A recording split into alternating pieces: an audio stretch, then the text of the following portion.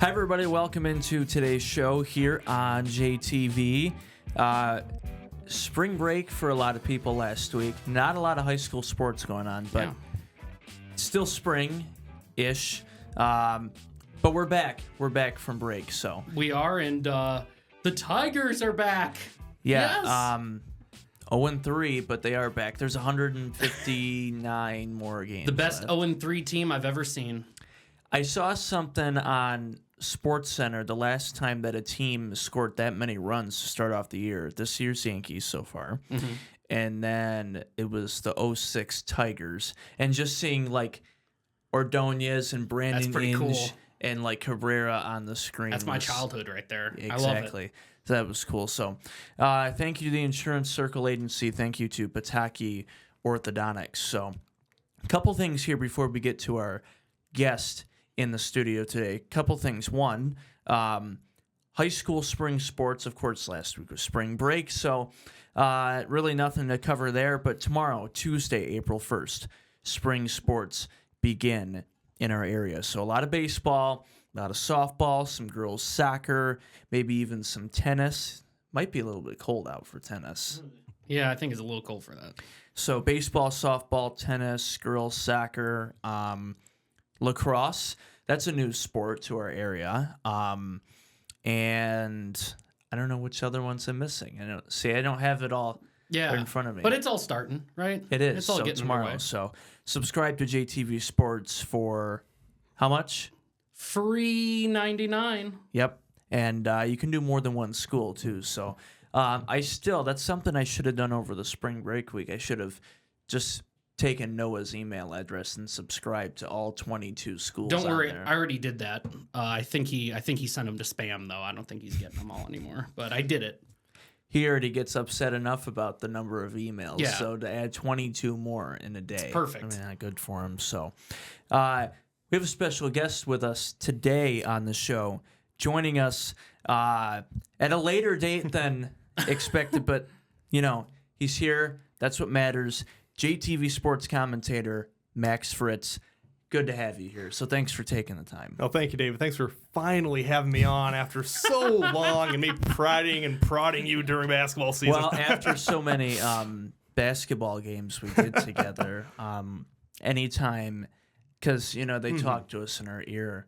So anytime during the broadcast, it'd be like, hey, talk about your show while we have a timeout. And it's like, do you see the person I'm doing the game with? I haven't had him on yet. Yeah. They do that on purpose just so they can give me a load of what. Yeah, it's fun. Exactly. But it just mentioned spring sports beginning tomorrow. Baseball, we'll have a few high school games. There'll be more in May. We'll start off with Jackson College. Some more on that later in the show. But Tigers already started over the weekend. Did you watch any of the Tigers' first couple of games? I did. I'm actually more of a Washington Nationals fan. I have been ever since 2016. Really? No way. With Max Scherzer, he was my guy. And when Max Scherzer left the Tigers to go to the Nationals, I found a love for DC.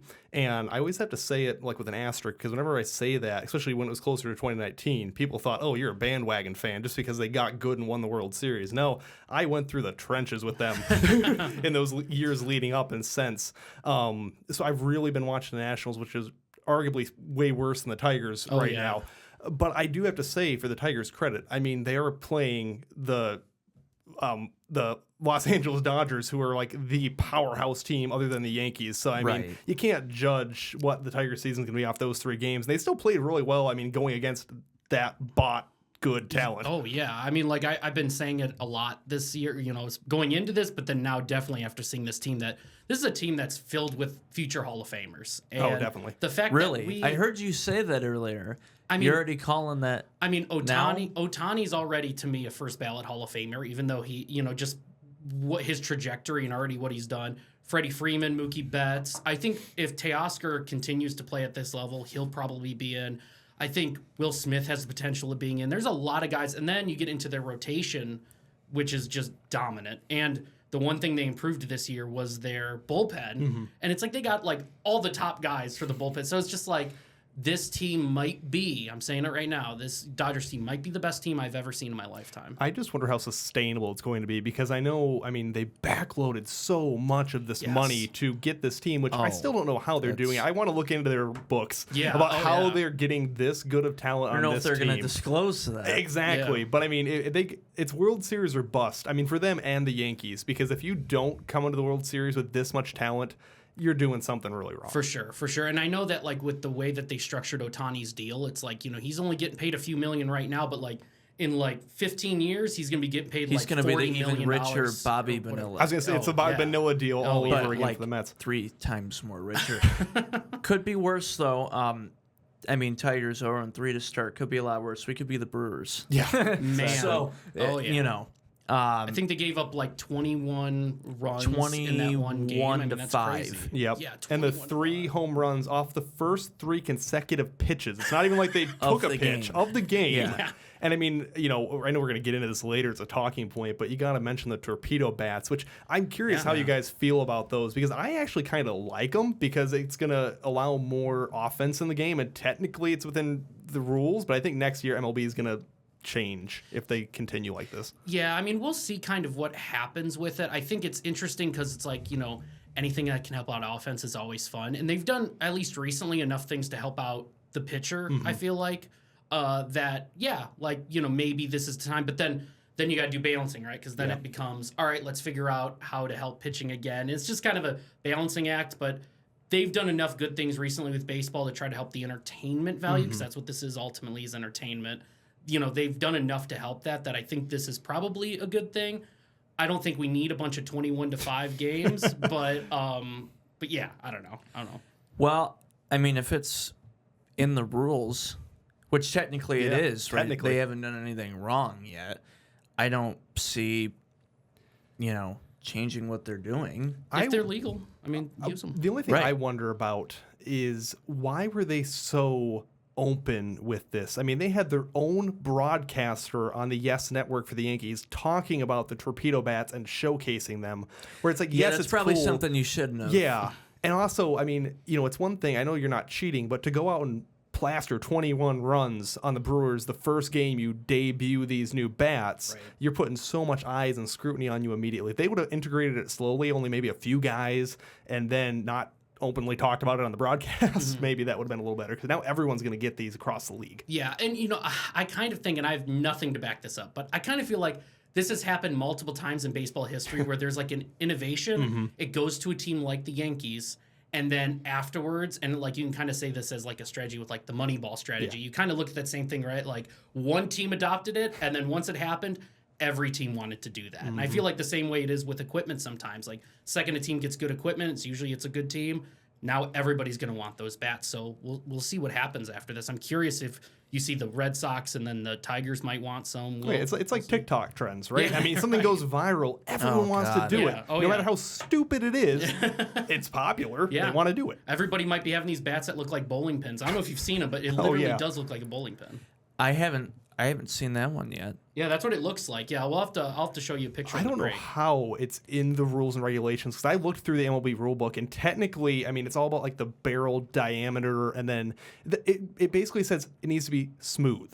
And then it falls under the smooth category. And I'm like, well, that you could do a lot with. That's interesting. Yeah, because, I mean, obviously it's got to be a certain size, right? I know we keep talking about these bats, but, it's got to be a certain size because, like, famous plays like George Brett's home run gets overturned because the bat's too long, the barrel of the bat's too big or whatever the case may be. So I'm curious where this goes. This is definitely not ending here. I think either every team adopts it or they're going to ban it probably. And I wonder, for our sake covering college baseball, obviously metal bats are a whole different beast. You already get more pop off those, but I wonder if this really is the next big innovation in baseball, that it's going to make its way down to the high school and college levels where they're now these big bat companies are making these torpedo bats. Yeah, we could see an integration into aluminum. We don't know, right? Because college here and high school, there's no wood, you know what I mean? It's all the metal or aluminum, whatever it is. So I mean, I don't see them going away from that. No. I mean, because you're getting more pop out of them, and the Well, I just wanted to generating shift more still offense. the barrel of the aluminum bat itself, where it's then doubly popped. Right, to be like more closer to the torpedo button and aluminum style. Like, yeah, like the guys are gonna be hitting him like 600 feet out. Well, and that's the thing. If they don't, I mean, it's already such a huge shift from college to the minors when you switch over from that metal to wood,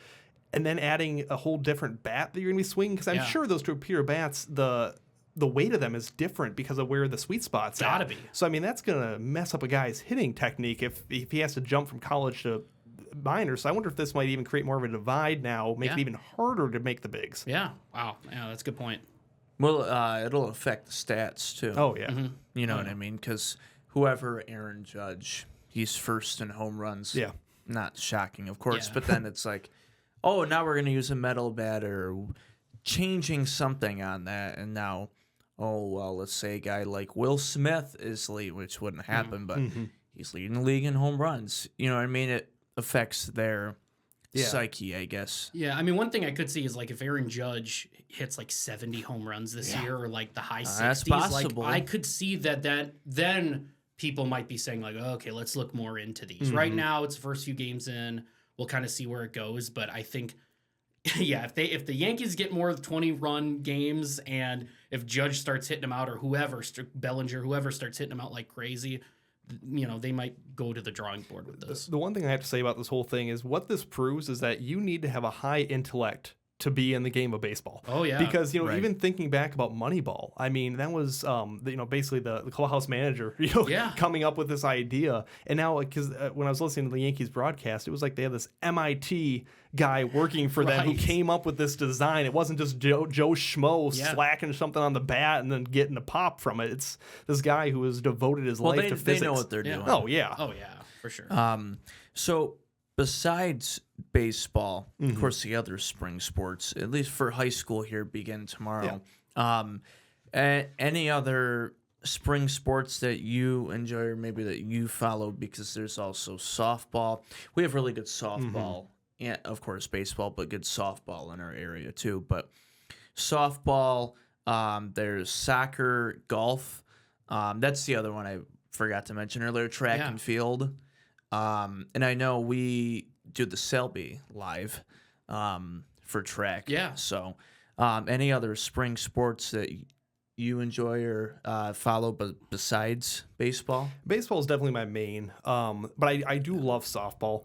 The main thing I love about softball that I wish kind of transitioned into baseball as well is how much those girls in that dugout cheer on their team, come up with these chants. The energy in a softball game is so much better than a baseball game because baseball, they're just sitting there. Yeah, they'll get into it sometimes, but softball's another level when it comes to that. So I always enjoy doing softball games or watching softball. Another I'd have to say is probably, soccer's up there for me. But track and field too. I used to run track. All the different events and specialties you can do. I love the long jump, even though I was never good at it. The fact that you can diversify yourself from field activities to distance running to the sprints. I like the versatility of track and field. So before we take a quick break and then touch on more JC baseball, for our viewers or listeners, just gonna give us a brief background. What sports you played in high school and other announcing experience that you have, and anything prior to being at JTV, and then how you got here. Well, hope we got a little bit more time than a quick minute before the break. This might take a second, but I'll try to get through it as quick as possible. So basically, when I started out, I always have had a love and passion for announcing. And, it's funny. My mother said that she would release this video if I ever made it big time in announcing. So I got to see, if this constitutes this. But I was an only child growing up. So what I would always do is that I had to entertain myself somehow. And I was a big NASCAR fan when I grew up. And one thing I would always have, I had the die-cast cars. And I would race the die-cast cars around on my floor, and I would commentate the race that was going on that I was racing them around with. So she has a video of me doing this when I'm like 8, I think, saying, and there's Jeff Gordon taking the lead from Terry Labonte. So awesome. That is so awesome. And So ever from a young standpoint, I've had that passion for announcing, and I carried that with me when I went into high school. Because I played baseball all the way through elementary. I started in elementary and then continued through middle school, and then I got to high school and realized I'm not good. And it wasn't really much the fact of that, because I played the catcher position. I really enjoyed catching. I could block the ball so well. I could frame it really, really well. The one thing I couldn't do was throw down to second, and that's a very important thing to do as a catcher. Yeah. And also, I was a horrible hitter because I was afraid of the ball. I, for some reason, was a ball magnet. I got hit by everything, and especially I took one right in the knee one time, and that just scared me to death about ever stepping back in that batter's box. So I got the yips, I guess, in batting. You know, at least when you're in middle school, though, you know, it's not a 95-mile-an-hour exactly. fastball Oh, going it to the felt knee. like it when I was standing in that box, but Right. Yeah, at that age, you're gonna feel it. Right. So after that, I was like, well, you know, I love announcing. I love baseball. Why don't I try to announce for baseball? And I was lucky enough that I ended up, because I went to Williamston originally when I was little, and then we'll get into that a little bit because I'm back teaching there now. But then in middle school, high school, I went up to a small town up in northern Michigan, Fremont, Michigan, up in Newaygo County. And that's where I graduated from, was Fremont. And it was such a small school that I was able to have a lot more opportunities to do things because there wasn't too much interest in someone wanting to do PA for the baseball team. So what I was able to do, I was able to get with my AD. I was able to do the PA for our high school baseball team while in high school, all the way from my end of freshman year all the way through senior year. And that was such an awesome opportunity to do not only baseball, I did some basketball, volleyball. I really enjoyed that. And then that led to me going into college. I went to Eastern Michigan, and at first I was going to go for a teaching degree, which I'm now in, but I took a few classes and was like, no, this is way too hard. I'm not doing this. So I ended up getting a communication degree for my major, and then a minor in management just to have in my back pocket, because at the time I was a manager at Meyer. But with that communication degree, that led to more opportunities. The only problem was that my freshman year, COVID hit. So I had just lined up a position to be on their news broadcast at Eastern Michigan. I was literally the student news, and it couldn't have worked out any worse. I was literally walking to the news station when I got the alert that Eastern's shutting down and I got to leave. And I'm like, are you kidding me? So I never even got the opportunity to do that. Man. Never even went in there. No, for anything. Because after that, I just stayed online for the last 3 years, and honestly, it saved me so much money. I'm so glad I ended up doing that path. But that also allowed me to pursue announcing at a higher level. For an internship, I took an internship with the used to be Battle Creek Bombers, now the Battle Creek Battle Jacks, the Northwoods League team over there in Battle Creek. I was their PA announcer for their season, and I also got to do a couple play-by-play games as well, because their play-by-play guy got sick on a road trip, so I filled in for him going down to Kokomo, Indiana.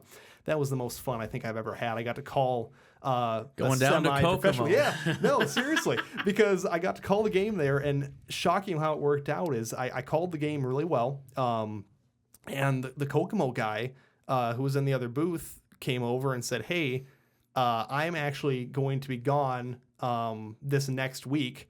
Do you want to come down and fill in for me? Because they only had one guy who was a solo guy doing their broadcast. I was like, sure. So I drove back down to Kokomo on my own. Even though I'm with Battle Creek, I called Kokomo's game against, I forget where, I think it was in Traverse City. And that was awesome to get that opportunity. And yeah, then after that, I came back and started teaching in Williamston, and I really took off of my love for announcing there. So not only teaching, I'm doing the PA for all of their sports, and I just actually worked with the communication teacher in the high school and our athletic director to get a student-led broadcast of basketball games. Oh, that's cool. So I was doing play-by-play, and I would have students come on as the color commentators and teach them the art of broadcasting, because I had it was funny, one kid came up and he's like, oh, this won't be hard, it's just talking about basketball. I said, just wait. Yep. Yeah, sure enough, he learned very quickly that it's not just about talking about basketball. There's so much that goes into broadcasting. Mm-hmm. Well, it was like when I started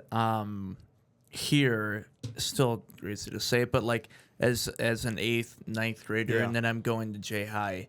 the first time, and it was a basketball game. It's like, oh, I love sports. I love basketball. I love football. And just I can stand talk there. about sports. Yeah. Yeah, and just say how I'm watching the game, say how I really feel about it, and then we get on, and then, Noah's behind the camera, and it's like, and you're on, and then, Yeah, you you get freeze. the Oh, yeah. you get the goosebumps, and then, Just yeah. What'd you say? just lock up. Yeah. right. So I know, of course, so you do the PA there, and I can a couple things from that. One, the student ran broadcasting. Lenawee Yes. does that with their tech center, so Lenawee Sports Network, and that's all student ran and production and student announcers. And I don't think they do it anymore. I think they stopped doing it after COVID because I used to look at their YouTube channel and would have their past broadcasts. But, for student production, the only tough part about that is they're all learning while you're trying to put Yes. on a good broadcast. So Yeah, the limit can only go so high. Exactly, that's the thing. Like we broadcast through Huddle because Williamson already is a Huddle subscriber, and which is awesome because it has the camera that automatically tracks the ball and everything. Right. So all we had to do was download Production Truck onto some software and get it up and going. But I will say that I love that I was able to do this and incorporate this into Williamson, and I'm so glad the superintendent and athletic director signed off on this because this is something that, and I tell all the kids this that come on with me, I said, guys, you are getting something so special that not a lot of kids are getting this opportunity. This Right. is something I wish I had when I was in high school to boost me because we all know in broadcasting, it's about how much experience you have behind a microphone.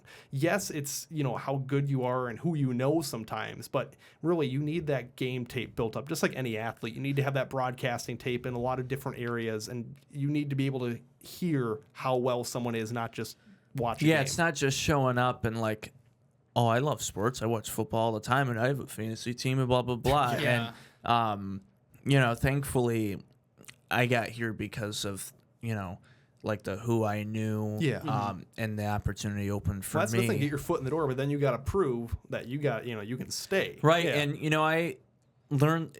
I spent several years here learning the ropes, and I was the third guy. Didn't get a chance to talk a lot. I did a lot of the reads.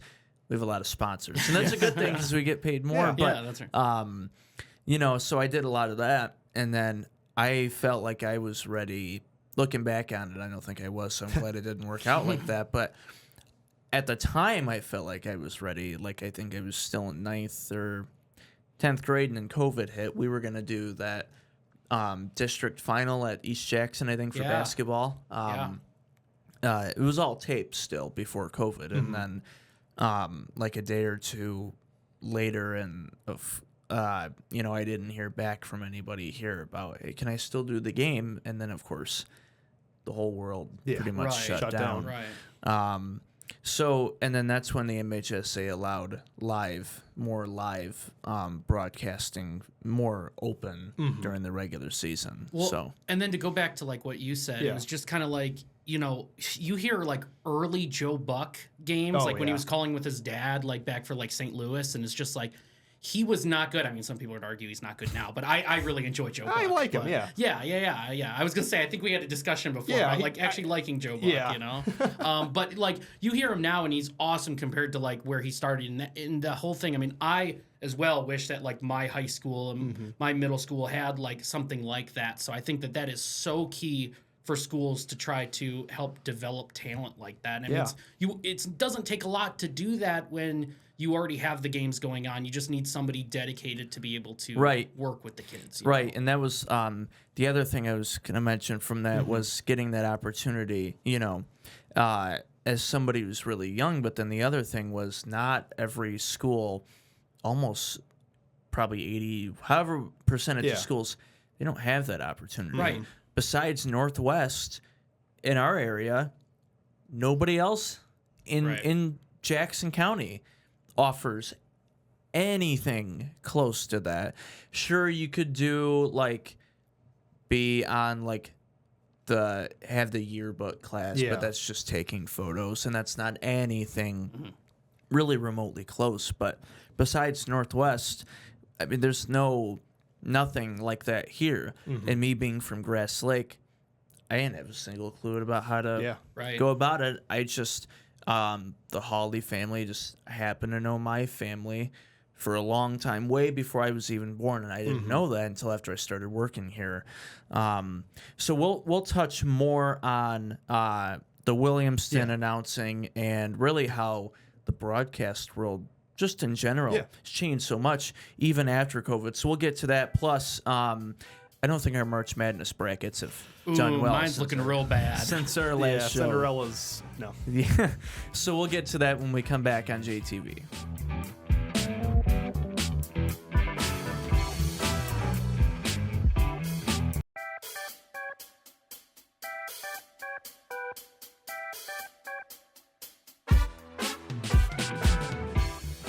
Welcome back here on JTV. Again, thank you to the Insurance Circle Agency, myinsuranceCircle.com in Jackson and Battle Creek. Still with us, Max Fritz, JTV Sports commentator.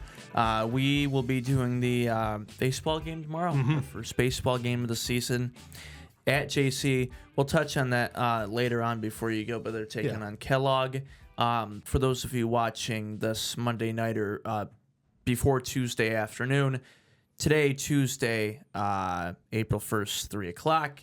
Us two at JC, they're taking on Kellogg. So JC, they started 0-4, and now they're 11-11, and they've lost 3 of their last 5, and they're taking on a good Kellogg team. So I'm interested to see how that game goes tomorrow, but we'll touch on that more later on. But you mentioned you do quite a few different sports and doing PA for Williamston, so basketball, baseball, and what else? Volleyball, basketball, baseball, volleyball. Man, I'm blanking now.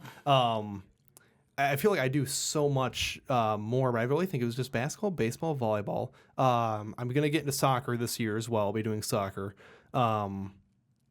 Gosh, I know I'm forgetting one, but that's the main ones. And then we were able to get the student involvement on basketball this year because I really had to help build this program from the ground up because, again, we didn't even have one at Williamston. All we had was a communication class, which they were able to do the morning news and the rundown and everything on the TV in the high school, which is awesome opportunity. Like you said, not a lot of high schools have. But then I was able to introduce this whole new medium for them to participate in, and it's only going to grow. I know my athletic director at Williamston contacted me about potentially next year running their social media for the athletic department next year and incorporating more, because when I did baseball, not only did I do PA, I also bought some equipment to do interviews with the players. And I did interviews with the high school players after the games because my whole goal is I want to get these kids as much media exposure as possible because, Williamston's a good school, but how many college scouts are going to be coming out to Williamston to scout a baseball player or a basketball player? But if they can look at Huddle and they can watch a game and actually hear commentation about how good this kid's playing, or this kid can get an almost professional interview and post it to his socials where I'm hyping him up about, you just had a 3-for-3 game, a home run, a double, and having him show, because a lot of times scouts also want to see how do you handle yourself off the field as well. How are you in front of the camera? How do you handle your teammates? So. Well, except if you're Georgia football, then I guess off the field doesn't matter. They all get drafted anyways. To the Eagles. To the Eagles, or the Browns. Ravens. Goes on and on. But real quick, our JC baseball game tomorrow, 3 o'clock. We're live at 2:45 on JTV. So they're taking on Kellogg. Now, we did, I only called one. Now, we only did, 2 baseball games last year? We did the doubleheader, and then we did the Spring Arbor. That's one. right. Yes. Yep. Me and you did the JC game, and that's the only baseball game I've ever commentated. That's right. Yeah. So what are you looking forward to the most? Maybe not just with JC, but doing high school baseball on JTV. What are you looking forward to the most with baseball this season with JTV? See, I love it. And we'll get into this. I know we're going to talk about this next, about my versatility when it comes to sports announcing. But baseball is my bread and butter. I live, eat, and sleep and breathe baseball. and the fact that I can come on and or do the play-by-play and figure out the best ways to hone my craft in calling this game, because yes, I've done a lot of baseball calling in the past, mainly from the PA position, which is far and beyond different than having to call a game. But having that experience in the Northwoods League of calling a game and then calling a game completely foreign to me, where I didn't even, when I went down to Kokomo, I didn't even know the players. I didn't know any of the production staff that was helping me do this game. And to be able to do that, it makes me so excited now, being with JTV, being with my friends, and knowing the ins and outs of production.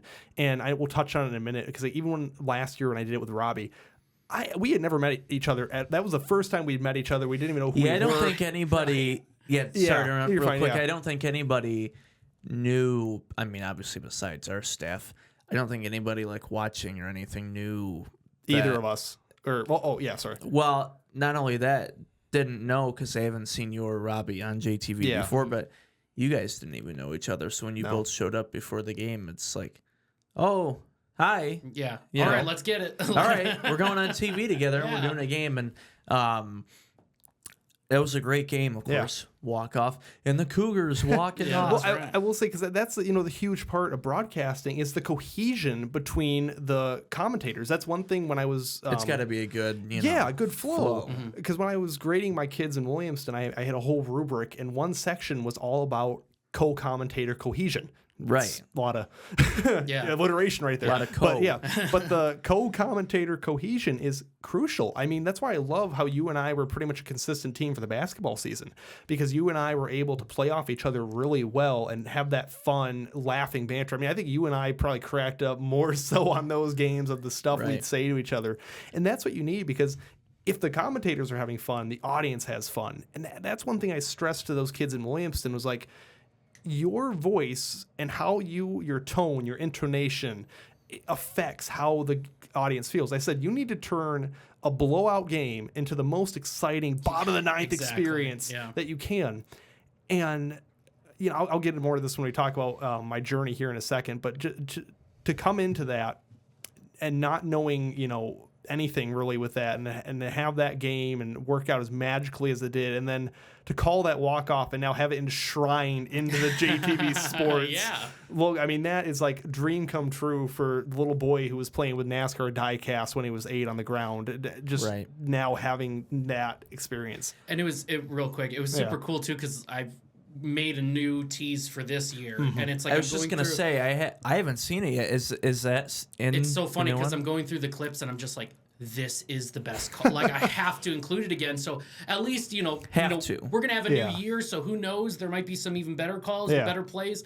But it was just like, I have to include this. So that's in there again this year, just because it was like, it's a great call. And we only did 2 baseball games last year. So that's true. But I mean, like, we had there was a diving catch to end the Jackson College game that was a really good play. So it's like we had some good plays, but like nothing beats a walk off. Nothing. See, I don't.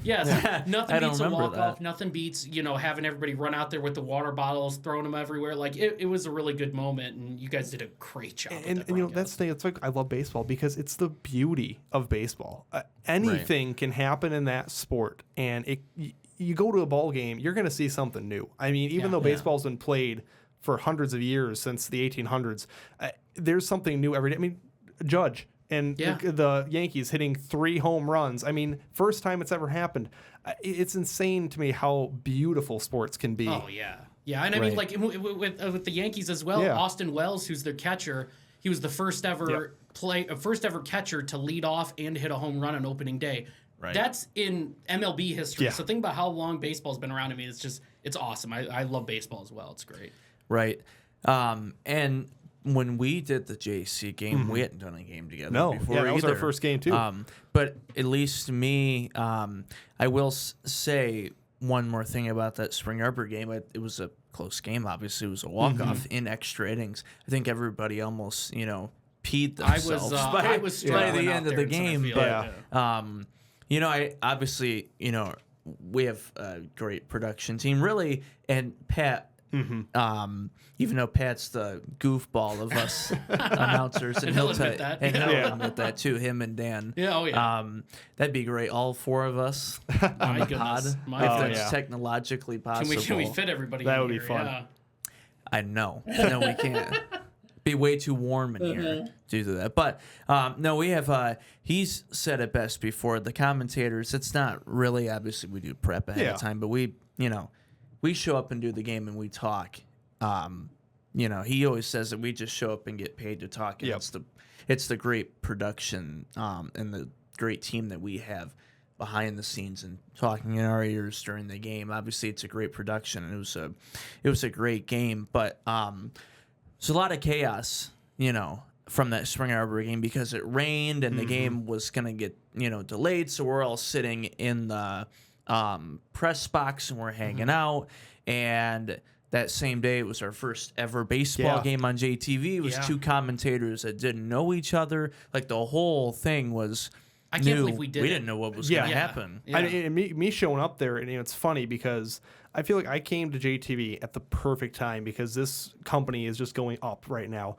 And when I came there, basically almost exactly a year ago now, all wide-eyed and bushy-tailed, I looked around and I'm like, this is it. This is the best production. This is amazing. This is high level. This is awesome. Little did I know that crap's hitting the fan in the background. No one, they're all running around. It's the first game they did. I'm just here like, this is amazing. I love this. Well, and that's the beauty of like the broadcast is like you're not people at home aren't seeing that kind of stuff. It's like it looks like no matter how 9 crazy times out it was of 10 before, you're not seeing it on screen. It's not going to affect what the viewer or listener sees. Yeah. Now sometimes we may hear it in our ear and we're trying to do the game.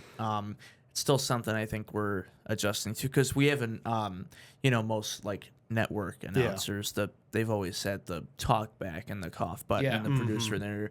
We haven't had that the whole time. This was only something we started a year or two ago. So it's like, anytime we before that screwed up or said something, we weren't gonna know until after. But now it's like instant feedback. Right, but anything that goes wrong, most of the time, we don't even know about it. Right, like we just keep doing our thing. Yeah. There'll be times after the game where I'm just like, can you believe that happened? And you'll be like, wait, what? Yeah. And I'm just like, this crazy thing happened in between like the 4th and 5th inning, and you guys have no idea that happened. But it's just, that's credit to the whole team, what we're able to do and, kind of put out. You got to be able to put out fires. Oh, yeah, like during football season when the whole stream went down during one game. And, like, the commentators, like, we kind of do, but we also didn't. We're just like, we're going to continue and don't be like behind the scenes, scrambling to put out a fire, which you did. Got working perfectly. I think the one game, if I remember correctly, it was that last Lumen football game we did. It's just the whole power went out. Yeah, because we don't have our own dedicated power. We obviously are with the facilities, and something got unplugged, or there's so many people using power at that time. Something happened. For some reason, if I remember correct, another problem is people don't watch their kids. They let their kids run around, and the worst place for that, I think, in the area is Lumen because we're doing a basketball game and a football game there, and there's kids, running around all over. And it's like, don't unplug that. Yeah.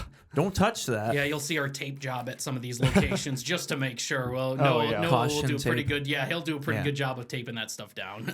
But and going into the Spring Arbor game, obviously it's a great production. It was a great game, but it was a lot of chaos. Oh yeah. I mean, to be truthful, but that Lumen football game, we just because Josh has been with JTV for so long, it's like and I've been here long enough. We just keep going, But now that we have the monitor and we see what's going out to air, and you see nothing on there all of a sudden in the middle of the game, and you freak out.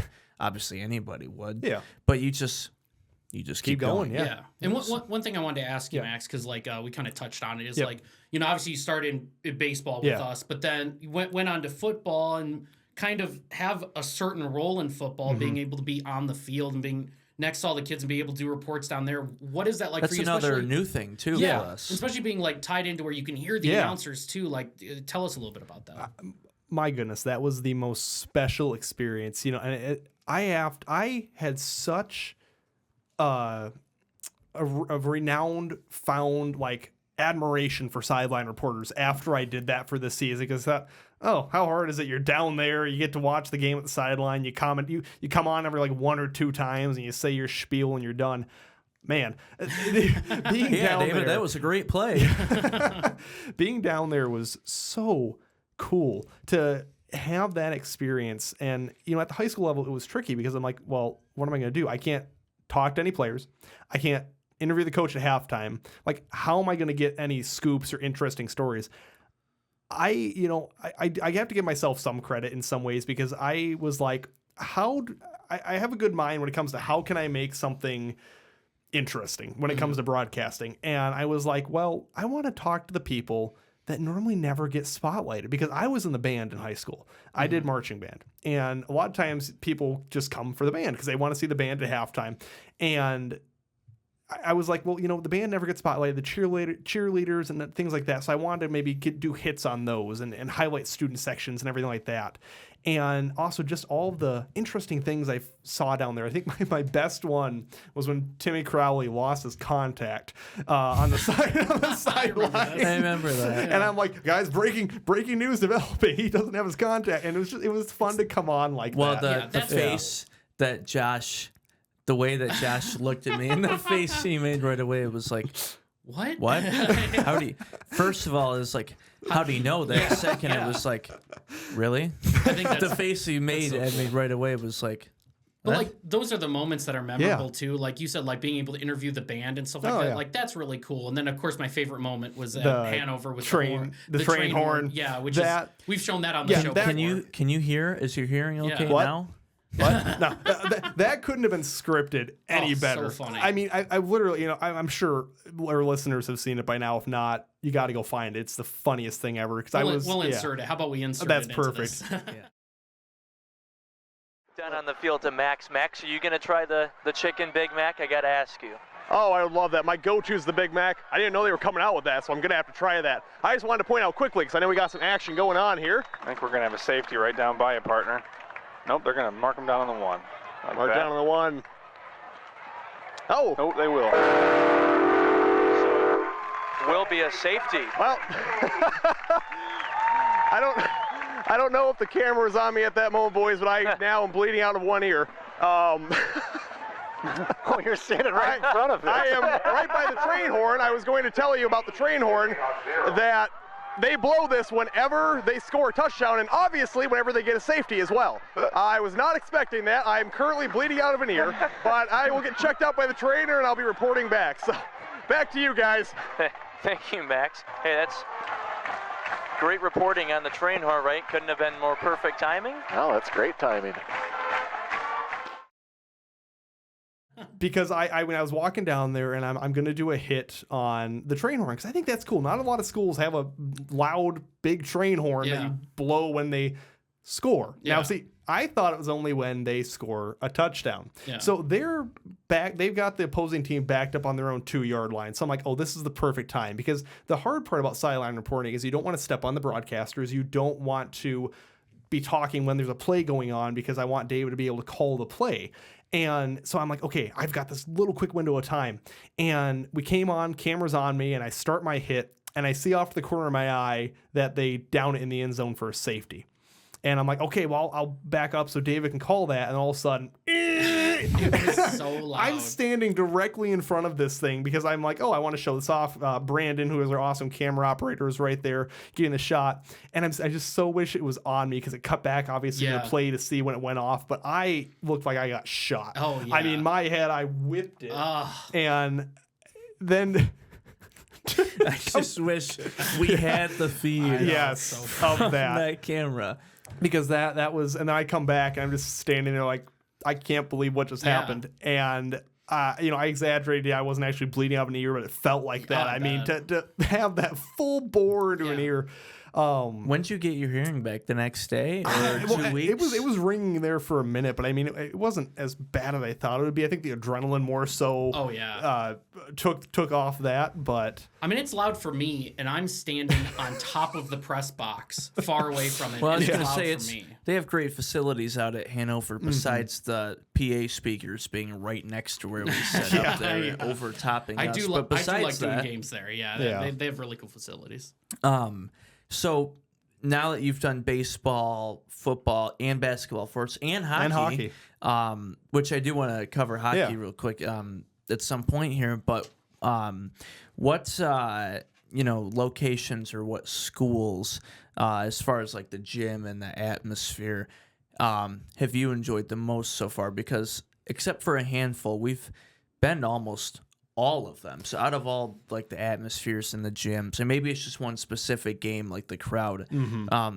Out of those, schools, what's stood out to you so far since being at JTV? Gosh, that's a great question. Because you've talked to a few of the student sections. I'm doing the play, and then after the play's over, let's go down to Max, and you're talking to whatever student section. Yeah. And the student section is full of mostly athletes, too, that play the other sports.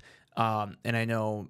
I don't know how many of them. I hope a lot, but watch this show and watch JTV. But I know they enjoy seeing their photo in the gallery of them, and then being mentioned on this show or another show. So and so had 30 whatever points in their game, and they won the conference championship, whatever it might be. But they enjoy seeing their name mentioned in like an article I might do, or their play makes the video highlight, whatever it is they make it here.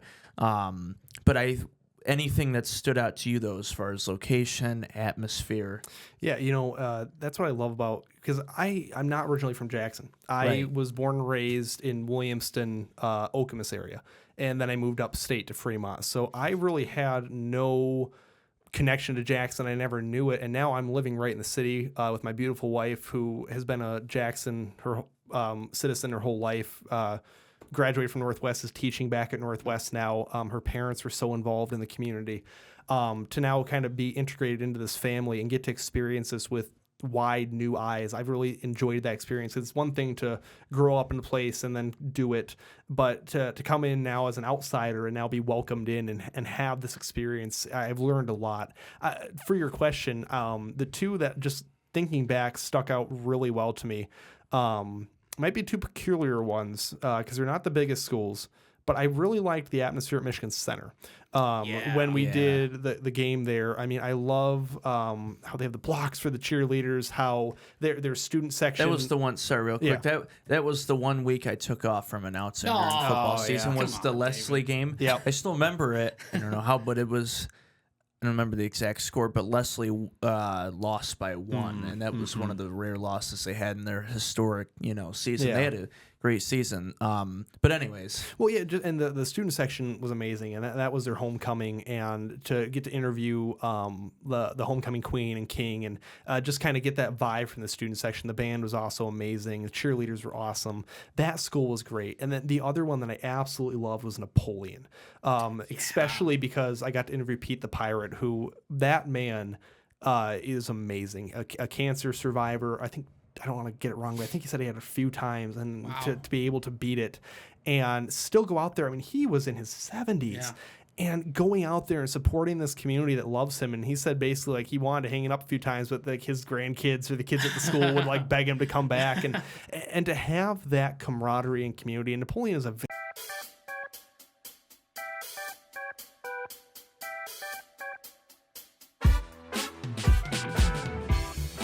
Welcome back here on JTV. Max taking a lot of time with us today, so appreciate it. Before we wrap up today's show, few quick headlines, as we usually do, to get to. I want to start with NFL here. So, Geno, of course, signed with the Raiders. You mentioned, why did Seattle even get rid of him in the first place? I'm kind of a Seattle fan too, like your brother. And as much as I didn't like them getting shame. as much as I didn't like them getting rid of Russell, I'm like, you got something good in Geno. No one expected this, and all of a sudden he's performing really well. Why then get rid of him? Yeah, it's interesting though with Sam Darnold now there. I think that's an interesting fit. We'll see if that translates what happened in Minnesota. But the Geno Smith to Vegas, we'll see what I don't understand what Vegas is doing, just period. So we'll see what they. Well, they want to give him an extension. That was the headline I was going to share, but. They are only signing him to a 1-year deal, but they want to give him an extension. But isn't he already like 58 years old already? He's getting up there. So we'll see what they do. And Niners GM said they're getting real close to making a deal with Brock Purdy too. So it looks like he's going to be the guy. It was bound to happen eventually, right? Yep. And the Vikings Aaron Rodgers could recreate the journey of Brett Favre Straight to go up from the comedy. Packers I think they're doing it just for the meme, honestly. I feel like, swear. Yeah, I think you're right. to the Vikings.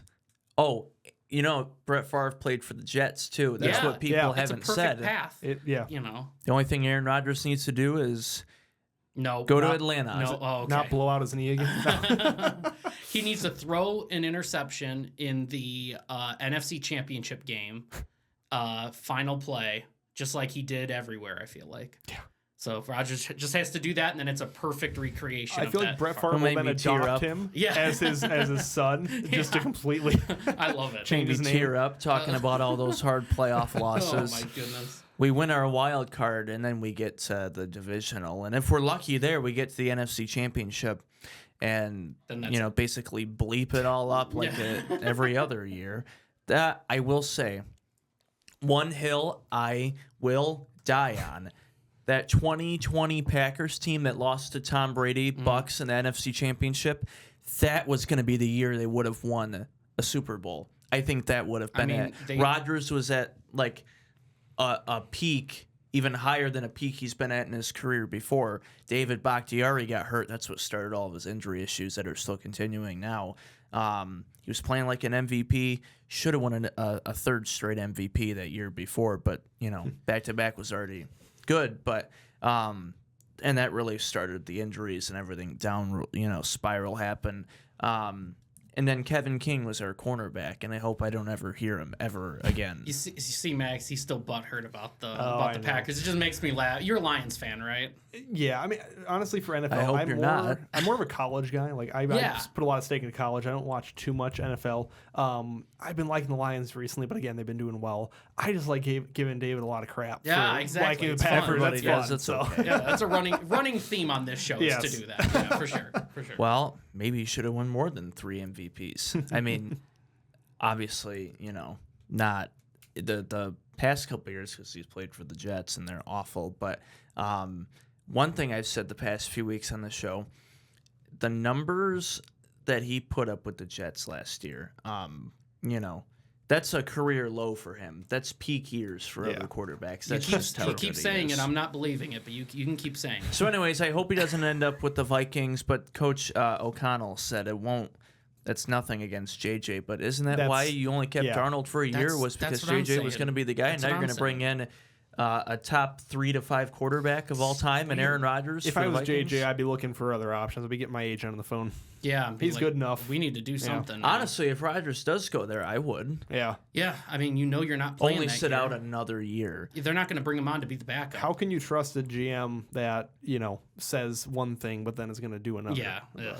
Right, just like our GM. You mean Packers? Yeah, I keep forgetting. That's well, what you mean we by have our. lots of owners, including myself. We hold that level above them. But real quick, Pistons brawl Yeah, what was against that? the Timberwolves. I saw the feed from the Timberwolves FanDuel broadcast, and they cut to the camera that's the handheld under the basket on the floor, and it just Bizarre. went nuts because the whole pile of this dogfight happening right on him pretty much.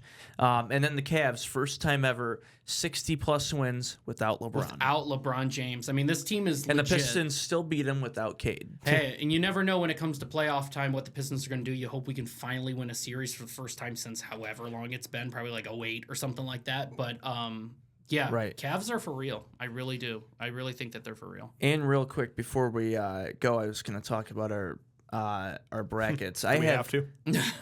Mine's done. Mine's literally done. Okay. 83%. I'm still doing good. I have That's so 7 crazy. of the Elite 8 teams, and I have 3 of the Final 4 teams. That's what happens when you pick all the favorites, David. I Yeah. tried to be interesting. Me and Max were trying to be interesting. Well, with our normally it is selections. interesting. I just happen to get a good year where all 4 1 seats made the Yeah. Final 4. See, I'm so mad because normally I just do brackets for fun, and this was the first year I actually enter a league and put stake in this. Yeah. And of course, it's I'm always a Cinderella guy. I like picking the Yeah. underdog teams.